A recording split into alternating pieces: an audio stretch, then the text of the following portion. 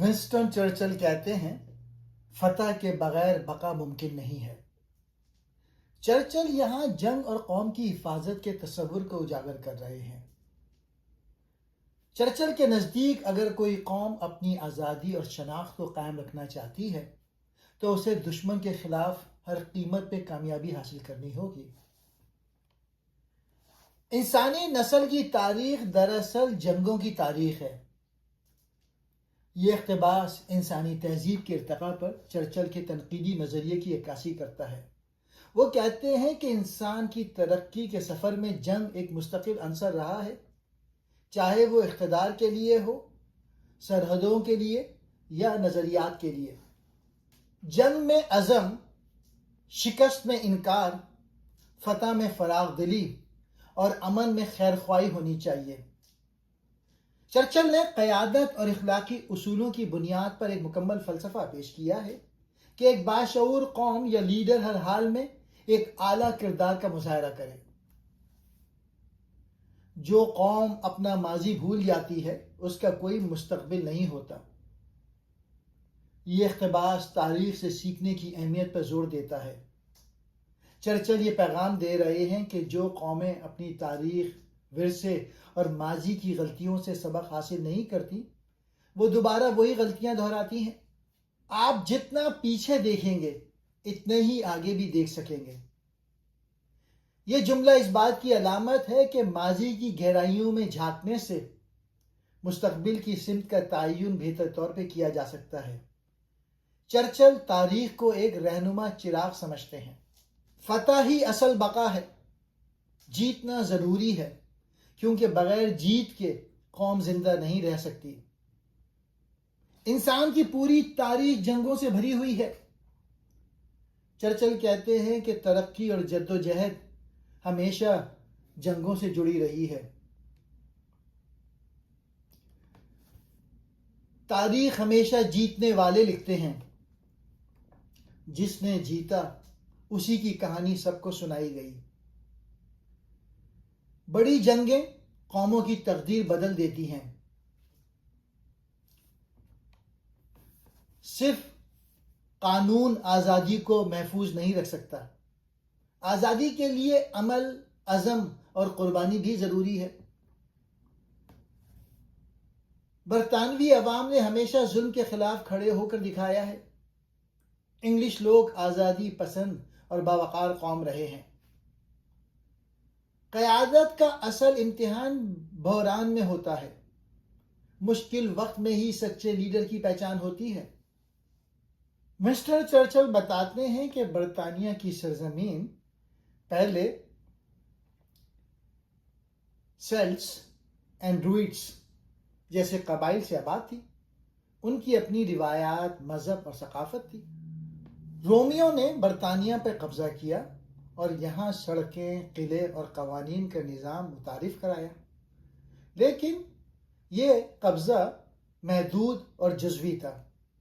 اس کے بعد رومیوں کے بعد کا خلا۔ جب رومی چلے گئے تو برطانیہ پر حملہ آور ہونے لگے سیکسس، اینگلس اور جیوٹس۔ یہ وہ قبائل تھے جو موجودہ انگلستان کی بنیاد بنے۔ اینگلو سیکسس دور، یہ دور برطانوی تہذیب کی بنیاد بنا۔ چرچل اسے عزم، جنگ اور ترقی کا دور کہتے ہیں۔ ان قبائل نے زبان، قانون اور بادشاہت کے اصول قائم کیے۔ وائکنگز حملے، ناروے اور ڈینمارک سے آنے والے وائکنگز نے برطانیہ پر حملے کیے، لیکن مقامی حکمرانوں نے مزاحمت کی۔ خاص طور پر کنگ الفریڈ دی گریٹ نے وائکنگز کو شکست دے کر انگلینڈ کی حفاظت کی۔ نارمن فتح، یہ کتاب کا ایک اہم ترین موڑ ہے۔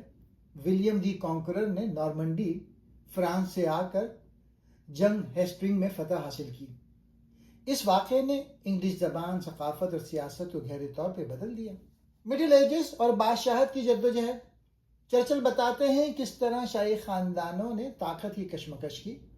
میگنا کارٹر 1215 کی اہمیت کو اجاگر کیا گیا ہے، جو بادشاہ کی طاقت کو محدود کرنے کی پہلی کوشش تھی۔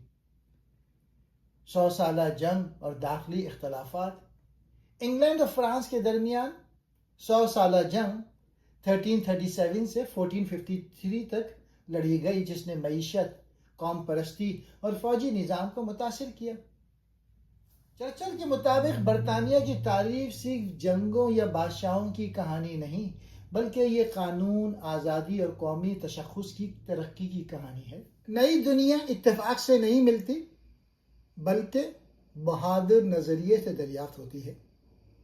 یہ اقتباس ان مہم جو لوگوں کی حوصلہ افزائی کرتا ہے، جنہوں نے ناممکن کو ممکن بنایا۔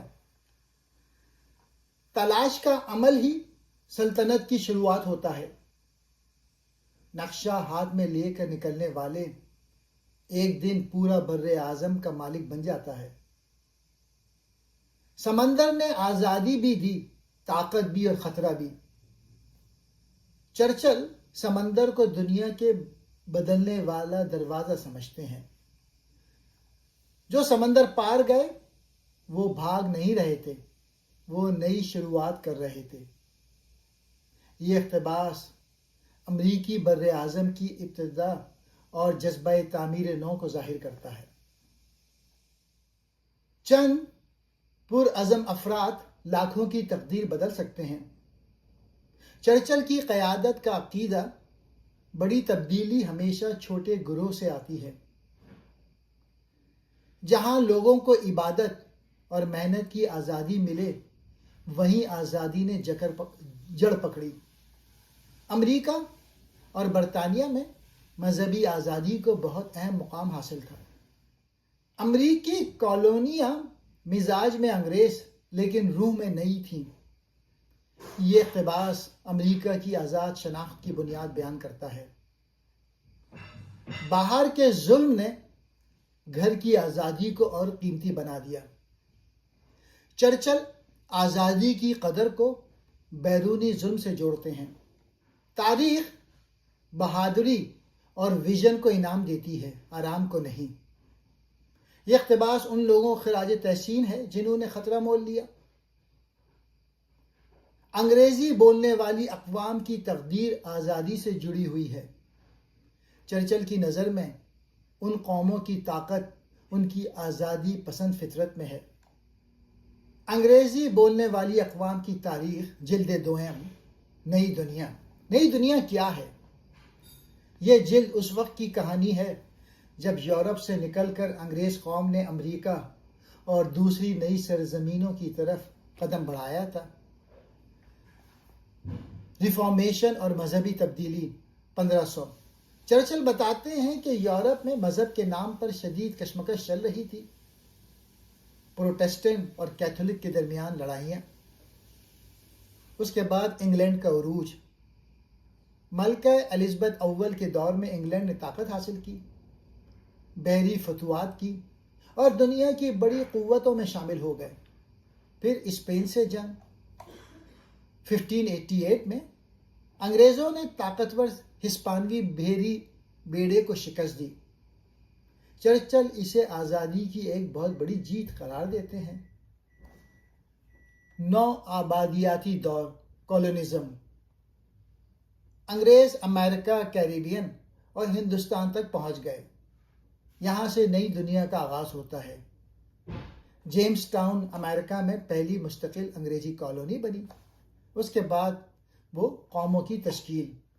یہ دور وہ وقت ہے جب انگریزی زبان، قانون اور طرز حکومت نئی زمینوں میں پھیلنا شروع ہوا، جس کا اثر آج بھی جاری ہے۔ نئی دنیا صرف زمین کا ٹکڑا نہیں بلکہ خیال، اقدار اور حریت کی علامت ہے۔ انگریزی قوم نے جب نئی سرزمینوں پر قدم رکھا تو وہ صرف زمین نہیں بلکہ نظام، قانون اور جمہوریت بھی ساتھ لائی۔ جب انگلینڈ نے سمندر پار قدم رکھا تو صرف جہاز نہیں، خیالات بھی سفر پر نکلے۔ ونسٹن چرچل بتاتے ہیں کہ کیسے ملکہ الزبتھ کے دور میں انگریز قوم نے ہسپانوی طاقت کو چیلنج کیا، نئی زمینیں دریافت کی اور امریکہ میں پہلا انگریزی شہر بسایا۔ یہ صرف زمین کی تلاش نہیں تھی، یہ آزادی، قانون اور جمہوریت کا آغاز تھا۔ یہ تھی نئی دنیا جو آج کی دنیا کو شکل دیتی ہے۔ دوسری جلد کے اندر وہ نئے دور کا آغاز ٹوڈور ڈائنسٹی کے متعلق بیان کرتے ہیں۔ کتاب کا آغاز ہینری سیون سے ہوتا ہے، جس نے 1485 میں جنگ بوسورتھ کی جیت کر بادشاہت کی بنیاد رکھی۔ چرچل اسے استحکام اور تنظیم کا دور قرار دیتے ہیں جس نے انگلینڈ کو انتشار سے نکالا۔ اس کے بعد وہ ہنری ایٹ، جنہوں نے چرچ سے علیحدگی اختیار کی۔ ہنری ایٹ کے دور میں انگلینڈ نے کیتھولک چرچ سے علیحدگی اختیار کی اور چرچ آف انگلینڈ قائم کیا۔ یہ مذہبی اصطلاحات ریفارمیشن کا آغاز تھا، جس نے انگلش سیاست اور معاشرت پر گہرے اثرات ڈالے۔ اس کے بعد وہ ملکہ الزبتھ اول اور انگلینڈ کی عظمت کا ذکر کرتے ہیں۔ الزبتھ اول کے دور حکومت کو چرچل سنہری دور کہتے ہیں۔ یہ دور ادب یعنی شیکسپیئر، سمندری فتوحات یعنی فرانسس ڈریک اور ہسپانوی آرمیڈا کے خلاف تاریخی فتح کا زمانہ تھا۔ انگلینڈ ایک عالمی طاقت بننا شروع ہوا۔ نئی دنیاؤں کی تلاش، امریکہ میں قدم۔ اسی زمانے میں انگلینڈ نے نئی دنیا یعنی امریکہ میں نو آبادیات قائم کرنا شروع کی۔ جیمز ٹاؤن 1607 کو پہلا مستقل انگلش کالونی قرار دیا جاتا ہے۔ یہی نو آبادیاتی بنیاد بعد میں امریکہ میں انگریز بولنے والی اقوام کے قیام کا سبب بنی۔ اس کے بعد وہ بیان کرتے ہیں جیمز اول اور چارلز اول بادشاہت بمقابلہ پارلیمنٹ۔ الزبتھ کے بعد جیمز اول اور پھر چارلز اول آئے، جن کے دور میں بادشاہت اور پارلیمنٹ کے درمیان کشمکش بڑھتی گئی۔ یہ تنازع انگلش سول وار 1651 سے 1642 پر ختم ہوا، جس میں اولیور نے بادشاہت کو ختم کیا۔ کرومویل کی جمہوریت ایک آمریت بن گئی، جس کے بعد چارلز دوم کی واپسی 1660 میں ہوئی، مگر یہ واضح ہو گیا کہ اب بادشاہت کی طاقت ایبسولوٹ نہیں ہو سکتی۔ اس کے بعد وہ لکھتے ہیں گلوریس ریولوشن، جو کہ 1688 میں آیا۔ یہ دور جیمز دوم کی معزولی اور ولیم اور میری کی آمد پہ ختم ہوا۔ یہ انقلاب خون کے بغیر انقلاب کہلاتا ہے اور اس نے آئینی بادشاہت کانسٹیٹیوشنل مونارکی کی بنیاد رکھی۔ چرچل نے اس دور کو سیاسی، مذہبی اور بین الاقوامی تبدیلیوں کا وقت قرار دیا۔ برطانیہ میں آزادی، قانون کی حکمرانی اور قوم کی شناخت کی بنیاد اسی زمانے میں پڑی۔ یہ جلد اس بات کی داستان ہے کہ برطانیہ ایک جزیرے سے نکل کر دنیا کی قیادت کے سفر پہ گامزن ہوا۔ یہی وہ بنیاد ہے جس پر امریکہ، کینیڈا، آسٹریلیا اور دیگر انگریزی بولنے والے معاشروں کی ترقی ممکن ہوئی۔ تیسری جلد 1688 کے بعد سے 1815 کی واٹر لو کی جنگ تک کے انقلابی دور کا احاطہ کرتی ہے، جب آزادی، جمہوریت اور سامراج نے ایک نیا موڑ لیا۔ انقلاب اتفاق سے نہیں، حالات کے نتیجے میں آتے ہیں۔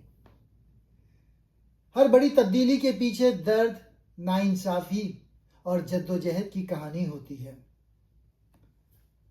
1688 صرف بادشاہ کی تبدیلی نہیں تھی، یہ سوچ کی تبدیلی تھی۔ گلوریس ریولوشن نے بادشاہت کو محدود کیا اور پارلیمنٹ کو طاقت دی۔ آزادی کو شکل ملی قانون کی حکمرانی میں۔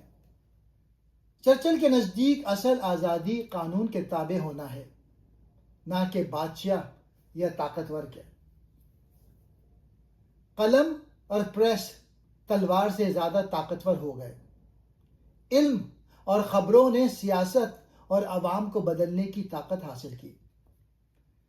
جب عوام کو اپنی آواز ملتی ہے تو سلطنتوں کو سننا پڑتا ہے۔ جمہوریت کا آغاز عوام کی شراکت سے ہوتا ہے۔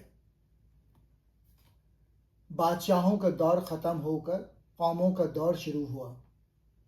لوگ قوم بن کر ابھرے اور حکمران محض نمائندے رہ گئے۔ امریکی انقلاب نے آزادی کا چراغ روشن کیا۔ 1776 کا اعلان آزادی پوری دنیا کے لیے مثال بنا۔ برطانیہ کی طاقت سونے میں نہیں، حکمرانی میں تھی۔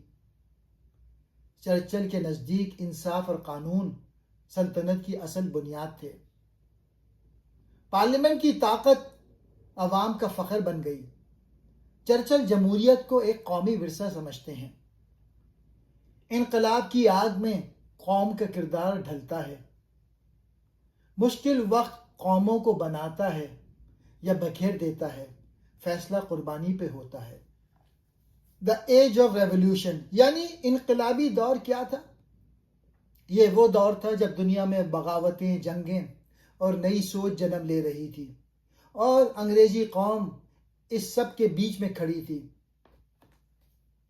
برطانیہ کا سیاسی ارتقاء۔ 18ویں صدی میں برطانیہ میں پارلیمنٹ کو بادشاہ سے زیادہ طاقت ملنے لگی۔ یہ جمہوریت کی جڑیں مضبوط ہونے کا وقت تھا۔ اس کے بعد امریکی انقلاب۔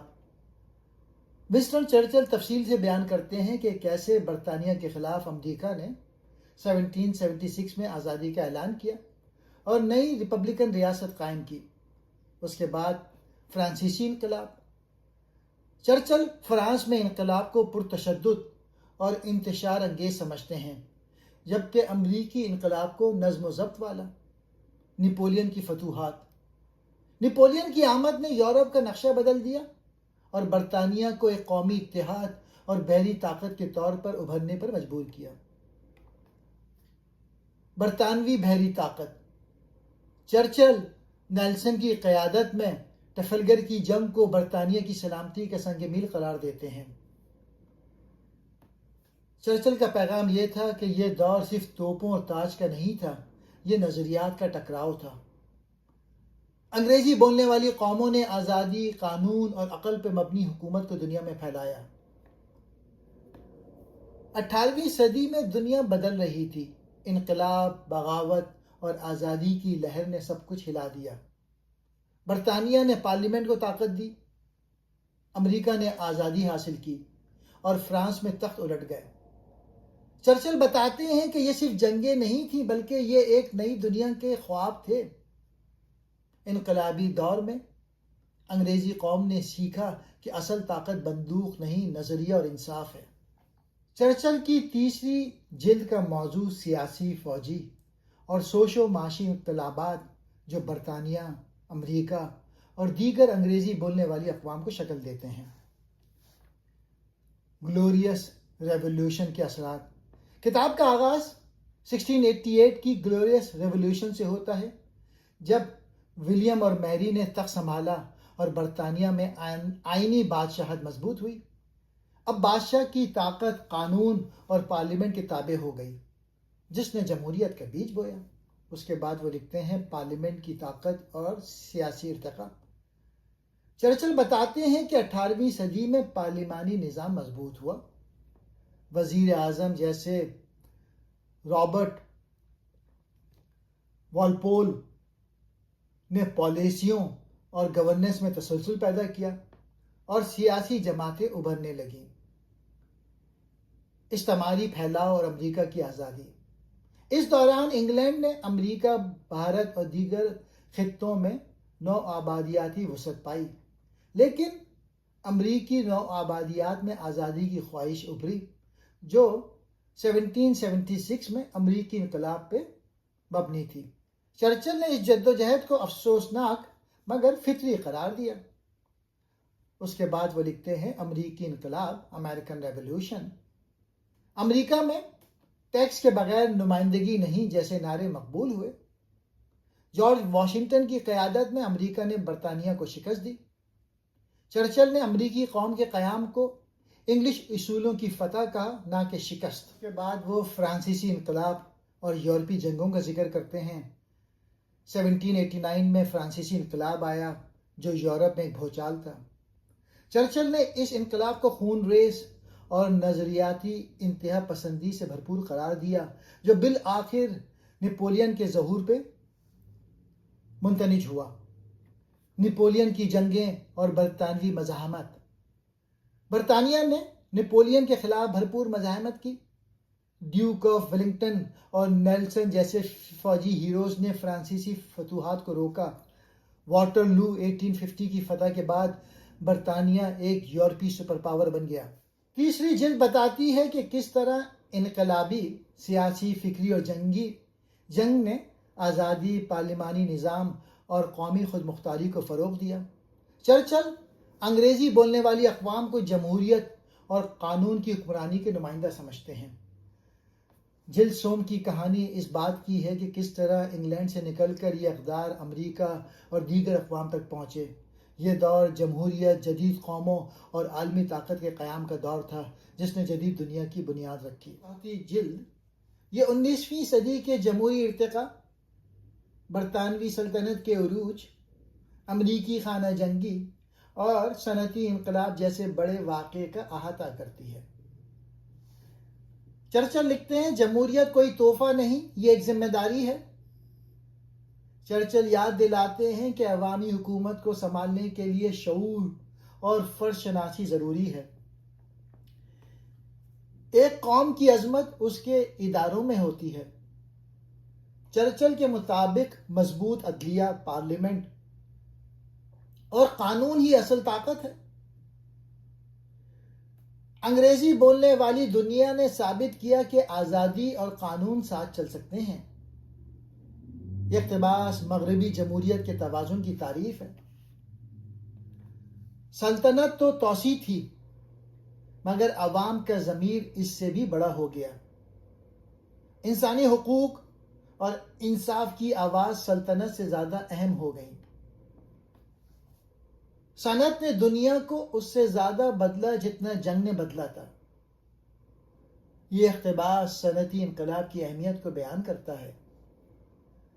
تقدیر کو تلوار نہیں، ووٹ بناتا ہے۔ جمہوریت کی طاقت ووٹروں کے ہاتھ میں ہے، نہ کہ بادشاہ کے۔ امریکی خانہ جنگی صرف ہتھیاروں کی نہیں، نظریات کی جنگ تھی۔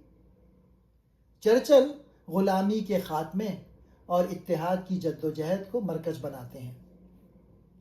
امن کمزوری نہیں، عقل مندوں کی طاقت ہے۔ یہ اقتباس امن پسندی کی عظمت بیان کرتا ہے۔ جمہوریت وہیں پھلتی پھولتی ہے جہاں عام آدمی بولنے کی ہمت کرتا ہے۔ اظہار رائے ہی جمہوریت کی جان ہے۔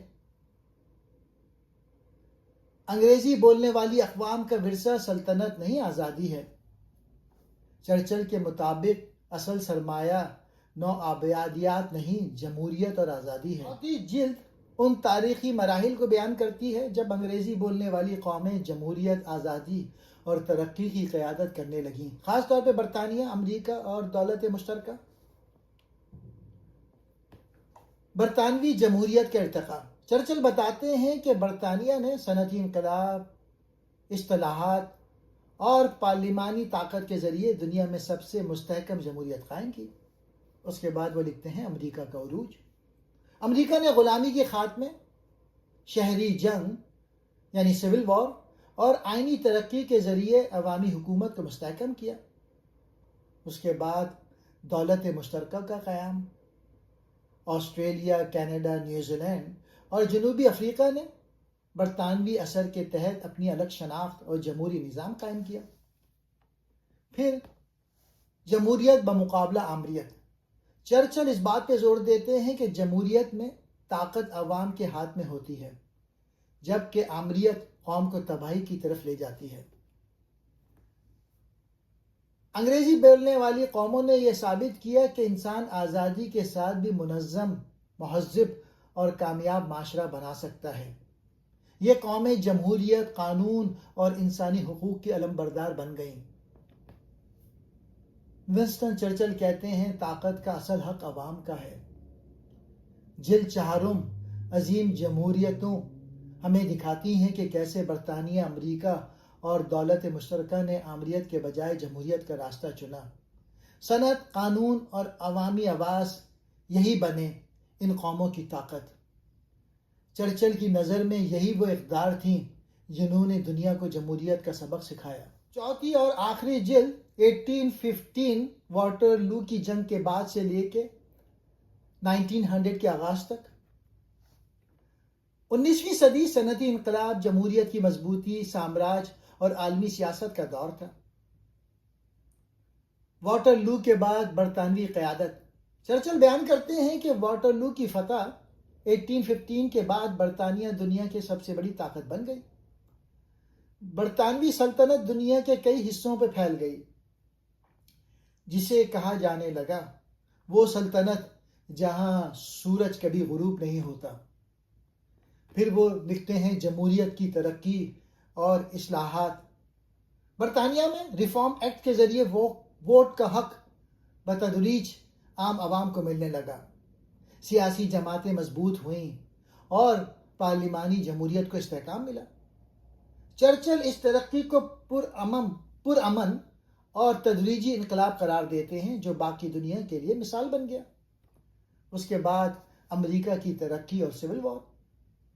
چرچل امریکہ کی تاریخ پر تفصیل سے روشنی ڈالتے ہیں. امریکی توسیع، سول وار جو کہ 1861 سے 1865 شمال اور جنوب کی لڑائی جس کا نتیجہ غلامی کے خاتمے کی صورت میں نکلا. ابراہم لنکن کو چرچل ایک عظیم جمہوری رہنما قرار دیتے ہیں. کینیڈا، آسٹریلیا اور دیگر نو آبادیات کی خود مختاری. یہ جلد بتاتی ہے کہ کس طرح کینیڈا، آسٹریلیا، نیوزی لینڈ جیسے خطے برطانوی اثر میں رہتے ہوئے خود مختار اور جمہوری ریاستیں بنی. اس کے بعد صنعتی انقلاب اور معاشرتی تبدیلیاں. برطانیہ میں صنعتی انقلاب نے معیشت، ٹیکنالوجی اور شہری زندگی کو بدل دیا.